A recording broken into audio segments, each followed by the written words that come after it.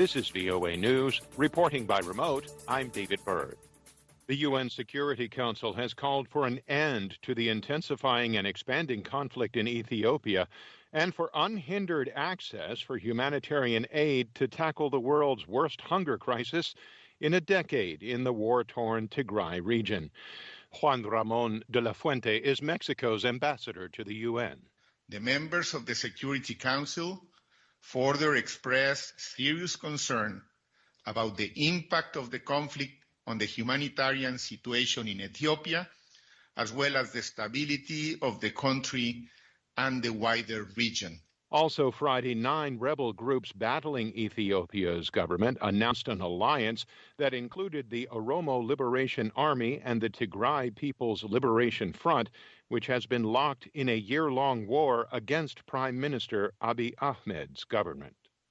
The top UN human rights official on Friday called for Sudan's military leaders to step back following a coup last week in remarks delivered at an emergency session on the situation in the country at the Human Rights Council in Geneva. High Commissioner for Human Rights Michelle Bachelet described the October 25th military takeover as deeply disturbing and called for an end to the use of deadly force by the armed forces, as well as military police and intelligence elements, which she said had so far killed at least 13 civilians. Events since the coup have recalled a somber page in the country's history when freedom of expression was stifled and human rights were comprehensively repressed. The United Nations is seeking an end to the political crisis following the coup by way of talks between Sudanese Prime Minister Abdullah Hamdok, who was placed under house arrest, and military coup leaders. This is VOA News. Swedish campaigner Greta Thunberg on Friday branded the UN climate summit in Glasgow a failure after a week of negotiations produced what some experts have called vague promises to cut emissions. Thunberg told thousands of youth protesters at a march in the Scottish city that it was a week-long celebration of business as usual. It should be obvious that we cannot solve a crisis with the same methods that got us into it in the first place. U.S. climate envoy John Kerry says he felt a greater sense of urgency at this conference compared to others he's been to. I have never, in the first few days of any of the COPs I've been to, counted as many initiatives and as much real money being put on the table. The first week saw announcements by some countries to phase out coal use and end funding for fossil fuels, but there were few details on how they plan the mass decarbonization that scientists say is needed.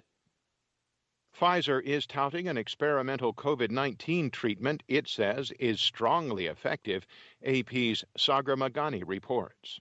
Pfizer science chief Michael Dolston says the antiviral pill cut hospitalization and death rates by nearly 90% in high-risk adults with COVID-19, a better showing than even he predicted. It's just extraordinary. I feel as a physician so positive, so optimistic. Pfizer is part of the race to find an easy-to-use drug for treating the coronavirus, since most treatments now require an IV or injection. With tens of millions of adults still unvaccinated, such drugs will be critical for curbing future waves. The FDA is already reviewing competitor Merck's COVID-19 pill. The United Kingdom yesterday became the first nation to approve it. Sagar Magani, Washington. A former Justice Department lawyer has cut short his deposition into the January 6th insurrection. AP's Mike Gracia reports. A leading figure in the Trump-era Justice Department cut short a deposition Friday by a House committee investigating the January 6th Capitol insurrection. Former Assistant Attorney General Jeffrey Clark ended the deposition after around 90 minutes. Clark presented the committee with a letter saying he would not answer questions based on former President Donald Trump's assertions of executive privilege. Trump has sued the committee and the National Archives, seeking to block the government from releasing a tranche of internal White House documents, including handwritten staff notes from before and during the insurrection. Mike Gracia, Washington. For more on these stories and the rest of the day's news, visit our website. Reporting by remote, I'm David Byrd, VOA News.